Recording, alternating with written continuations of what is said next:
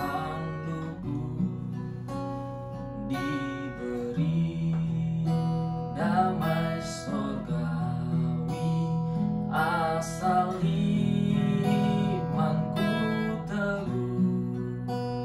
Suka duka dipakainya untuk kebaikanku. Suka duka dipakainya untuk kebaikanku.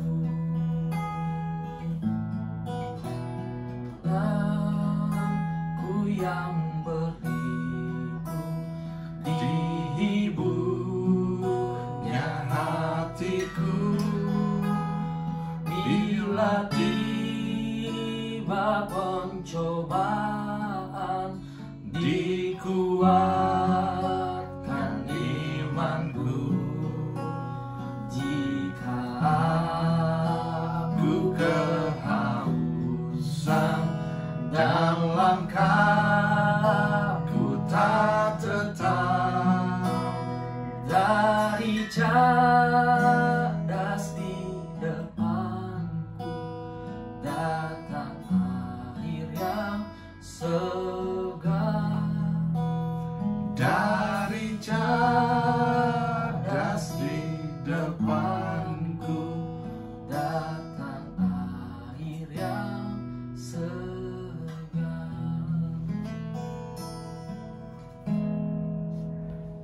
Dari cadas di depanku datang air yang sedap. Itulah Tuhan, di mana waktu Musa disuruh menunjuk batu, Musa pukul batu, tapi air tetap keluar. Tuhan tetap bekerja di balik ketaatan ataupun ketidaktaatan kita. Tapi hari ini saya akan sharing untuk jemaat di Rock Bekasi tentang kebenaran itu mempunyai nama. Suatu kali saya dengar survei tentang ketakutan. Dari 100 ketakutan, 70% ketakutan itu tidak pernah terjadi. Jadi kalau Bapak Ibu Saudara punya 100 ketakutan, 70 diantaranya tidak pernah terjadi. 10% diantaranya ketakutan itu terjadi di masa lalu. Artinya masa lalu kita nggak bisa apa-apakan lagi. 10% sisanya ketakutan itu pada hal-hal kecil. Takut tinggi, takut binatang-binatang kecil, takut kecoa, tidak terlalu berarti. Sisanya tinggal 10% terakhir, hanya 4-5% yang terjadi. Artinya kalau Bapak Ibu Saudara punya 100 ketakutan, cuma 4-5 ketakutan yang akan terjadi. 2 Timotius 1 ayat yang ke-7 berkata, sebab Allah memberikan kepada kita bukan roh ketakutan, melainkan roh yang mengembangkan kekuatan, kasih, dan ketertiban. Ketakutan itu bentuknya roh. Jangan lupa, kita itu manusia roh yang mempunyai jiwa tinggal dalam tubuh. Jadi begitu ketakutan dalam bentuk roh itu datang, maka roh kita sulit untuk berkomunikasi dengan Allah. Itu sebabnya hari ini kita tahu kebenaran, tapi saya mau beritahu nama dari sebuah kebenaran. Yohanes 15 ayat yang pertama dikatakan, akulah pokok anggur yang benar dan Bapakulah pengusahanya. Setiap ranting padaku yang tidak berbuah dipotongnya, dan setiap ranting yang berbuah dibersihkannya, supaya ia lebih banyak berbuah. Kamu memang sudah bersih karena firman yang telah kukatakan kepadamu. Tinggallah di dalam aku dan aku di dalam kamu, sama seperti ranting yang tidak dapat berbuah dari dirinya sendiri, kalau ia tidak tinggal pada pokok anggur.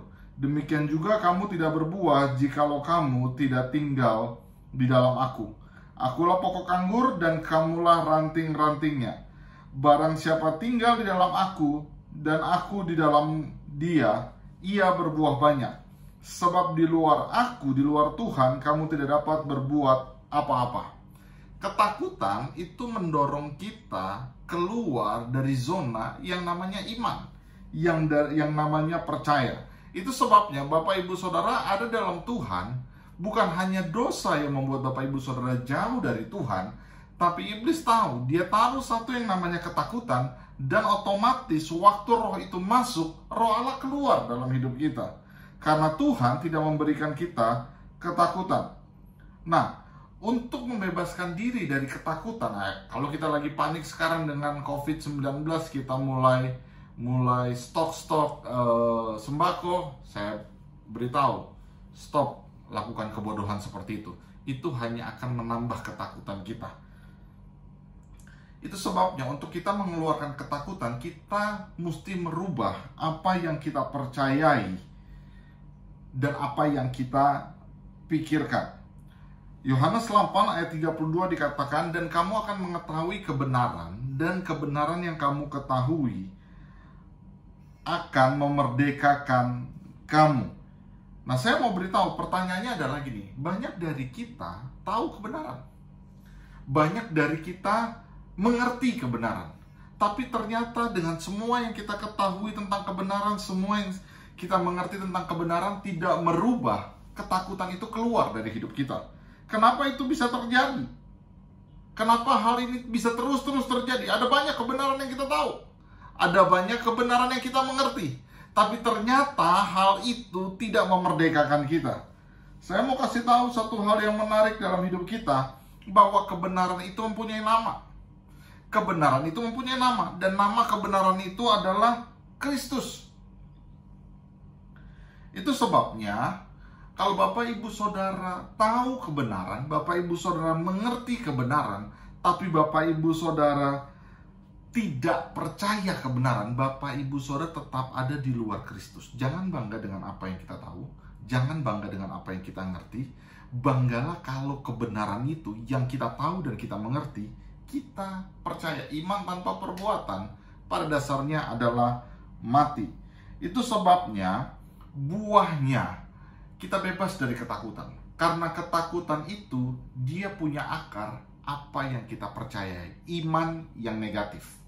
Kalau iman yang positif adalah kita percaya kepada Yesus yang dibilang kebenaran dan akhirnya membebaskan. Tapi iman yang negatif itu ketakutan. Dan itu ada di pola berpikir. Jangan berpikir kita itu sembunyi di rumah atau diam di rumah, stay at home di rumah, itu adalah bentuk ketakutan. Bukan. Itu adalah bentuk bagaimana Allah kasih tunjuk caranya kita bebas dari malapetaka ini dengan cara kita perhatikan pemerintah-pemerintah yang ada. Pemerintah-pemerintah yang ada itu tangan Allah. Dia bilang stay di rumah, stay di rumah. Jadi sebisa mungkin kalau Bapak Ibu Saudara bisa stay di rumah, stay di rumah. Kalau kantor nggak bisa ngasih izin Bapak Ibu Saudara stay di rumah, ambil cuti, stay di rumah. Sebab ini yang membebaskan kita dari malapetaka. Karena pemerintah-pemerintah yang ada dari Allah. Nah, jangan bilang begini. Saya tahu COVID-19 memang virus yang mematikan. Tapi kebenarannya adalah, kebenaran yang saya percayai, mati itu di tangan Tuhan, bukan di tangan COVID. Jadi jangan sampai akhirnya karena kita terlalu banyak berita, kita banyak di grup WA, kita tahu banyak hal, tapi kita nggak mengerti. Kita pikir kita akan mati oleh COVID. Saya mau kasih tahu, kalaupun COVID datang dalam hidupmu dan Allah nggak kasih izin kau mati, COVID nggak lebih berkuasa daripada Allah. Itu sebabnya jangan panik. Bapak Ibu Saudara yang berusaha atau yang kerja dan Bapak Ibu Saudara sekarang sedang, misalnya Bapak Ibu Saudara narik online, mobil online atau motor online, Gojek atau Grab motor, Bapak Ibu Saudara jangan takut. Karena ini nggak akan buat miskin. Justru dalam keterbatasan aktivitas kita, Tuhan masih mau bilang gini, kamu tuh masih percaya nggak sih sama aku?